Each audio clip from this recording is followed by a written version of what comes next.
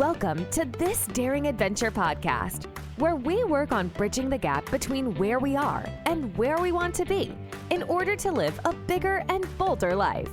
In this podcast, we will provide inspiration, tips, and skills you need to make your life the adventure you want it to be. Here's your host, mindset mentor, and life coach, Trista Gurton.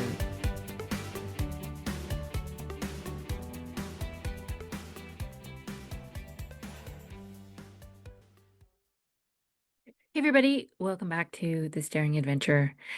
Today, just before we start, I do want to invite you to my free webinar on September 24th at 2 p.m. Eastern Time. It is Breaking Free from Stuck, and I'm going to be going over why we get stuck, what we can do about it, some of the best tools and skills that I use with my clients.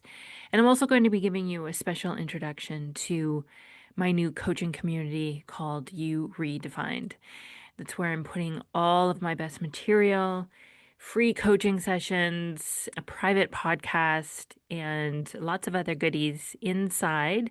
It's a phenomenal deal. It's $19 a month. You can try it free for 7 days. So I want to introduce you to that and show you everything that's going on in there. And if you join us live, you will get a very special gift. Or if you can't make it live, that's not a problem. And of course, I will be sharing a replay afterwards. So plan on registering and joining me on September 24th for Breaking Free from Stuck. I will put the link in the show notes, and I can't wait to see you there. All right, so let's dive into a story that I think many of you will relate to. It's about a child's birthday party, but really it's about something much bigger. It's what happens when you feel like you're carrying the emotional weight of your entire family, the world, your colleagues, your friends, what have you. This particular story has to do with family, but I'm pretty sure you will be able to see yourself if the situation is different and how it can apply to you. So here's the snapshot. A mom plans a birthday party for her daughter, except her husband hates parties. She worries about his mood, about how he's going to handle the noise, the mess, the sugar. So she moves the date, she shortens the event, and makes sure that he's okay. The daughter just wants a fun sleepover. But because mom is already exhausted from managing everyone else's feelings, decides it's too much. Party ends early, kids are a little disappointed, mom feels guilty, like she let her daughter down. Now, does this sound familiar at all? Maybe, as I said, it's not a birthday party for you. Maybe it's a holiday dinner or a vacation or just an ordinary Tuesday night. And this can be your family life, it could be your work life, it could be within your own friend group. It really is applicable in several situations. So let's look at what's going on here. The circumstance is neutral. Birthday party scheduled for a specific date. That's it. Very neutral. But the thought running the show for mom is that I don't know that I can do it all. And from that thought comes the feeling of overwhelmed. And when we feel overwhelmed, we act from overwhelm. We overmanage, we people please, we negotiate with ourselves and with others. We change the day, we shorten the time, we anticipate someone else's meltdown. We try to control everyone else's experiences and feelings. The result is that we create a party and a life planned from lack, not from joy or confidence, but from the fear that we can't handle it. And our brains think that they are protecting us. If I can just keep my husband calm and my kid happy, no one will explode and I'll be safe. But in reality, you cannot control someone else's mood. You cannot control someone else's feelings. You can't guarantee your child's endless happiness. And bending yourself into a pretzel doesn't prevent disappointment. And when we try to manage everyone else, we abandon ourselves. We stop listening to what we want. We stop trusting that other people can handle their own emotions. And if we keep going this way, we train everyone around us, our families, our bosses, our friends, our colleagues, without ever saying a word, that our needs don't matter. Our kids don't learn how to feel disappointment because we're always trying to prevent it.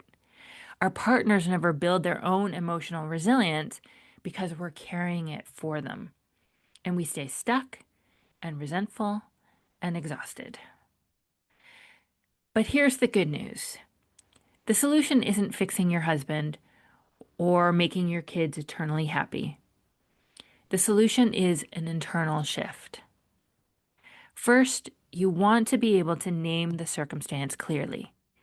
In our situation, it's birthday party scheduled for Saturday at 3. Nothing more. Second, you want to separate the facts from the thoughts. I don't know that I can do it all is a thought, not a fact. A fact would be you have 8 girls coming for the party. Third, you want to own your results. Your actions create your results, not his mood, not their disappointment, yours. And fourth, you want to allow everyone to have their own experience. Your husband can dislike parties. Your daughter can feel disappointed. And you can still love yourself and them. When you drop the judgment of yourself and of their emotions, you see what's already true. You did a great job. This is where coaching changes everything. And on our own, these thoughts feel like reality. We're adding so much drama and we believe it and we think it over and over again. And we believe that we have to do something about them. But in actual fact, when we start to pull them apart and see what is going on and what it's ultimately creating for us, then we can actually get some space, take the emotion down a notch, and then decide intentionally and deliberately what we want to do in the situation, how we want to show up. And most importantly, we decide what we want to be thinking and feeling in order to create a different result. Imagine planning the party from a thought like, I can create a celebration we'll all remember. How different would you feel? Calm, capable, creative. And from that feeling, your actions and your results completely transform. So here's my challenge for you this week. Notice one place where you're trying to manage someone else's mood. Pause, breathe, and then remind yourself. Their emotions are theirs. Mine are mine. All right, if you've been nodding along because this makes sense to you and this is your life in some respect, always managing, always responsible for everyone else's moods, here's your next step. Book a free consult with me for one-on-one coaching. This is a powerful 45-minute conversation where we look right at what's keeping you stuck and map out the exact shift that will change everything.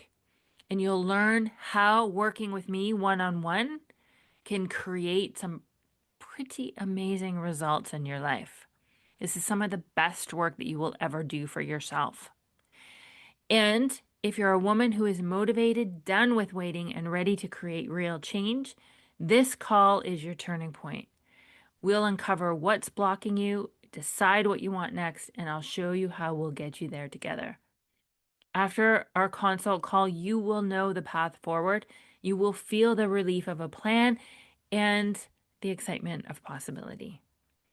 And if you're craving an ongoing space to keep growing, I created You Redefined just for you. It's my new coaching community, as I mentioned at the beginning, where we build the skills to stop the people pleasing, set strong boundaries, calm your nervous system, and coach your own mind.